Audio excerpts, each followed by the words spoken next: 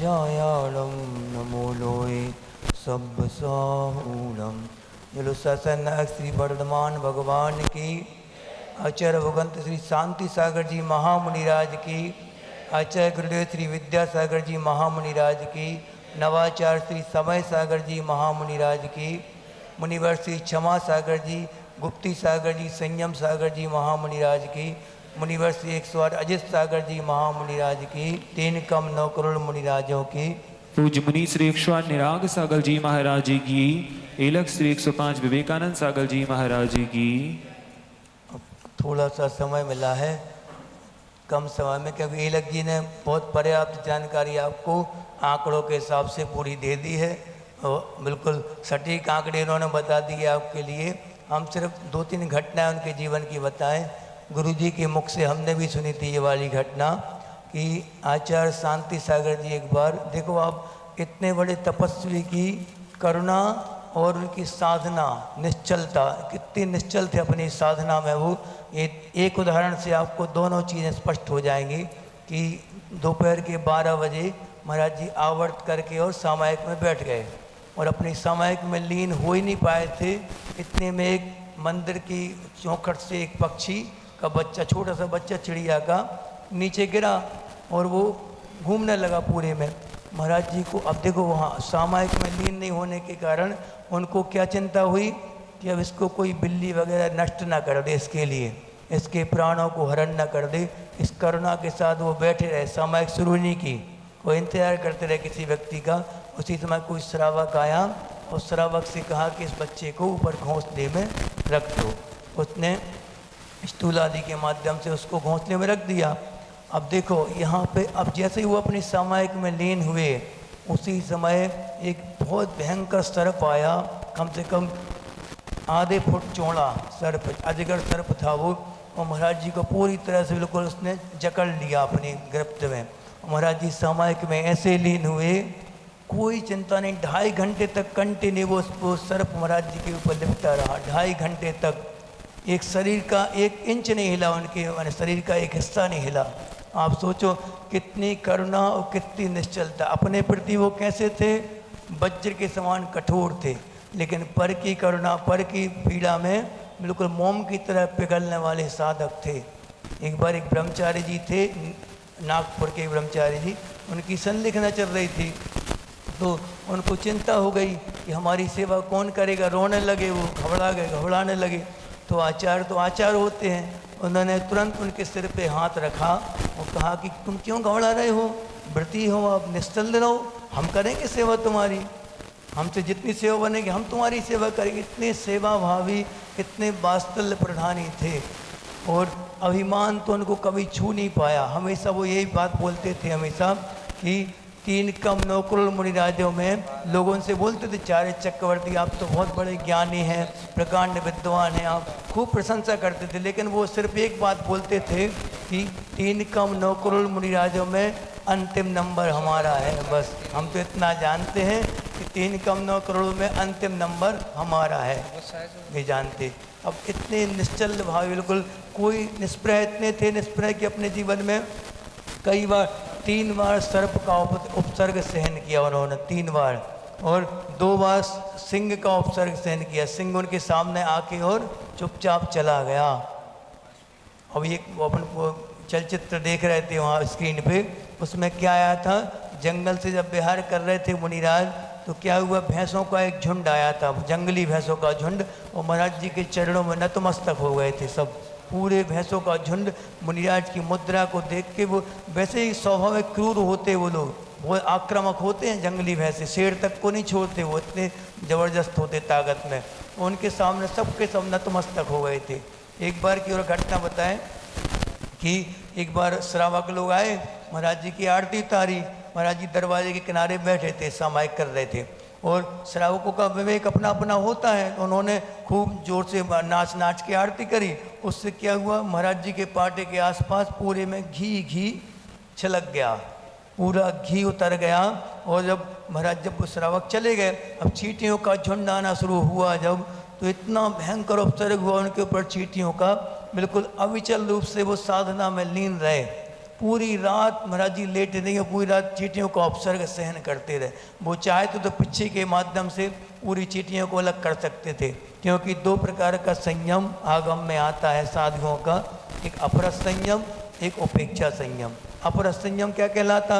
अगर कोई उपसर्ग हुआ है, कोई जीव वगैरह आ रहा है, तो आप उसको अलग कर सकते पिच्छी के माध्यम से, या फिर स्वयं दूसरी जगह पे पहुंच जाएं, या फिर किसी चीज़ के माध्यम से उसको अलग कर दे, फूंक आदि मार के उसको अलग कर सकते। लेकिन उनने कौन सा मार्ग चुना? उपेक्षा संयम में तो वो मास्टर थे। कितने उपसर्ग उन्होंने सहन किए, 5 बार उनके ऊपर सर्प का उपसर्ग हुआ, इतनी ज़बरदस्त क्षमता थी उनकी। एक बार और संयम में इतने जागृत थे कि उस समय जब ये कैमरे आदि चलते नहीं थे, आज के समय में तो बिल्कुल आसान हो गया फोटो उतारना, कोई भी एक क्लिक किया फोटो उतर गई। पहले के समय में बड़े बड़े कैमरे चलते थे, बहुत विशाल विशाल कैमरे, उनमें पूरा कम्बल से ढक के और वो फोटोग्राफर फोटो खींचता था। तो उस समय श्रावकों के निवेदन से महाराज जी मान गए कि कोई निशानी बन जाए, कि साधु भी दिल्ली के लाल किले पर जाके और फोटो खिंचवाई थी उनने, शांति सागर जी ने। तो क्यों खिंचाई थी? शौक था क्या फोटो खिंचाने का? नहीं, शौक नहीं था। दिगंबर जैन साधु सब जगह विचरण करते थे इस निशानी के लिए, क्योंकि वो उस समय दीक्षित हुए थे जबकि दिगंबर साधुओं का अभाव जैसा हो गया था। कोई जानता नहीं था कैसे होते दिगंबर साधु। खुले आम साधु कभी नगर से या फिर चौराहों से निकल नहीं पाते थे, ये कंडीशन थी। या तो वस्त्र आदि को पहन के फिर जाके बस उतार के और आहार लेते थे वो जंगलों से आके, ऐसी कंडीशन थी उस समय। महाराज जी ने जब दीक्षा ली अपने गुरु से, तो उन्होंने वो चर्या पालन करके दिखाई कि उनके गुरु भी दिखा नहीं पाए थे दुनिया के लिए। फिर उनके गुरु ने उनसे आके जब उनकी दृढ़ता देखी और दिगंबरत्व का प्रभाव देखा इतना ज़बरदस्त, तो उनके स्वयं के गुरु जो देवेंद्र कीर्ति जो थे, वो उनसे प्रायश्चित लेके उनके चरणों में नतमस्तक हुए। उन्होंने कहा कि आप हमें पुनः दीक्षित करें, क्योंकि हमने सदोष चर्या करी और हमने सही तरीके से पालन नहीं किया चर्या का, अब हम सही तरीके से पालन करेंगे। देखो अपने शिष्य से और गुरु ने आके और पुनः दीक्षा ली फिर से। कैसे शांति सागर महाराज जी थे, घोर अभूतापन के लिए, कि प्रत्येक साधु के लिए ये गर्व की बात है। उनका नाम प्रत्येक दुनिया में जितने भी साधु अभी तक हुए हैं अपने उनके वास्ते, हर व्यक्ति उनका नाम बहुत गर्व के साथ लेता। एक बार आचार्य जी के पास आए थे, आचार्य शांति सागर जी के प्रतिमा दिए हुए एक श्रावक आए थे, जिनने आचार्य शांति सागर जी से प्रतिमाएँ ली थी। अब सोचो इतने बड़े आचार्य जी के प्रतिमाधारी कितने ज़बरदस्त होंगे, अच्छे, उनका तेज चेहरे का तेज दिख रहा था, सौंदर्य दिख रहा था कि ये निर्दोष पालन करते होंगे पक्का अपनी प्रतिमाओं का। जब उन्होंने आचार्य जी को देखा, आके देखा, तो उन्होंने कहा कोई नहीं कह सकता कि हमारे गुरुजी नहीं बैठे सामने। क्या बोला था उनने? आचार्य जी को देख के बोला था आचार्य शांति सागर जी के शिष्य ने कि कोई कह नहीं सकता कि आचार्य शांति सागर जी की छवि इनमें नहीं है। पूरी की पूरी छवि आप देखो कैसी, बिल्कुल उनका चेहरा देखो, शांति सागर जी का, आचार्य जी का चेहरा देखो, कितना मिलता जुलता चेहरा, कितना सौंदर्य उनका मिलता जुलता था।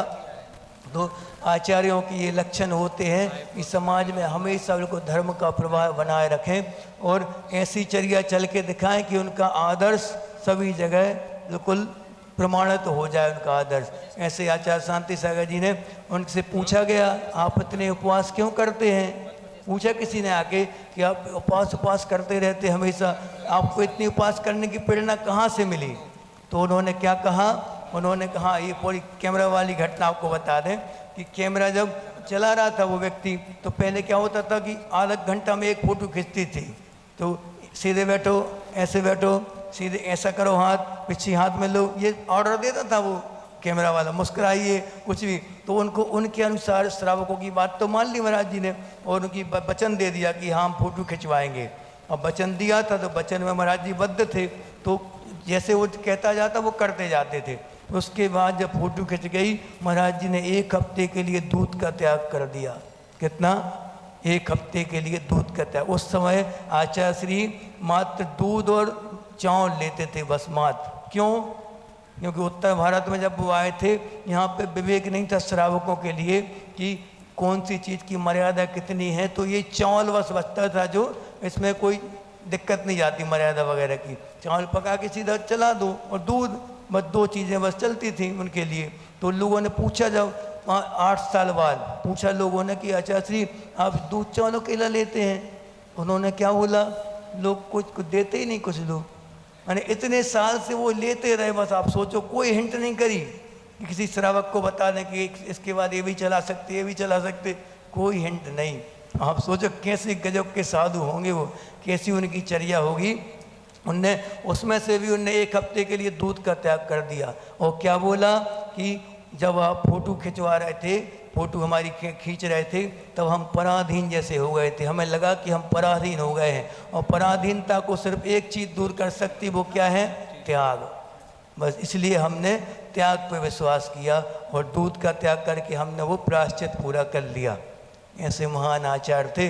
अब अपना कर्तव्य क्या है? अपन ने दीक्षा संयम दिवस तो मना लिया, उनने वो काम करके दिखाया 36 दिन की संलेखना, जिनमें से 26वें दिन संलेखना यानी समझते हैं आप लोग, जब संलेखना किसी की होती है, शुरुआत होती है जब, तो शुरुआत के 4-5 दिन उनने क्या लिया? लापसी ली होगी, चावल की माड़। उसके बाद वो भी बंद हो गया, फिर क्या लिया? मट्ठा।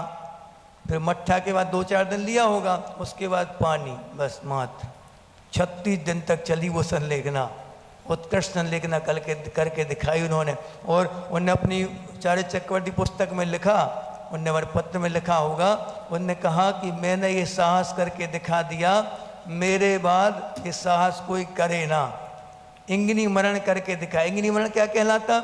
जिसमें स्वयं अपनी वैयावर्ती करेंगे अपने हाथ से। अब उतने समय कितनी हिम्मत रहती होगी अपने हाथ से वैयावर्ती करने की। करवट लेना तब भी कोई टच नहीं करेगा उनके लिए, किसी से वैयावर्ती नहीं करवाते थे कभी भी 36 दिन तक।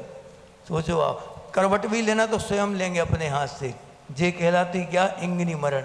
बहुत मुश्किल होता, अपन को लग रहा आसान सुनने में, करके देखो समझ में। उनके बाद से कोई नहीं कर पाया वैसी संलेखना, 36 दिन की संलेखना कोई नहीं कर पाया। ऐसे महान आचार्य, उनके लिए हम सब हमेशा नतमस्तक रहें। और इलक जी ने जैसे बताया कि आचार्य चक्रवर्ती पुस्तक, गुरुजी बोलते थे ये वाली बात कि रत्नकरण श्रावकाचार्य और आचार्य चक्रवर्ती की पुस्तक, ये दोनों पुस्तक हर घर में होना चाहिए, अनिवार्य। हर श्रावक के लिए ये 2 ग्रंथ पढ़ना तो कम से कम हर हाल में अनिवार्य है, आपको पढ़ना चाहिए। भले ही यहाँ पे पूजन में अर्घ्य चढ़ाने कोई नहीं आ पाया था नियम लेने के लिए स्वाध्याय का, लेकिन ध्यान रखना आप लोग कैसे न कैसी वो पुस्तक पढ़ें। ऑनलाइन तो जैसे पढ़ना पढ़ो, लेकिन वो आचार्य चक्रवर्ती पुस्तक एक बार जरूर पढ़ना प्रत्येक श्रावक का एक कर्तव्य है कि हमारे महान आचार्य के बारे में बहुमान पूर्वक वो पुस्तक पढ़ी जाए हर घर में। अब इसके बाद महाराज जी को सुनेंगे अपन। बोलो आचार्य शांत।